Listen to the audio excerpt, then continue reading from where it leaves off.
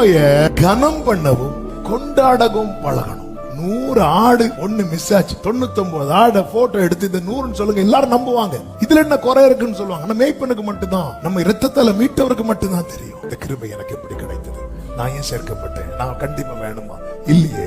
அறிவு இருக்கிறாங்களே, எத்தனை பரிசுத்தவான்கள் இருக்கிறாங்க. இயேசு எப்படிப்பட்டவராய் இருந்தார் தெரியுமா? பிதாவின் மடியில் செல்ல பிள்ளை.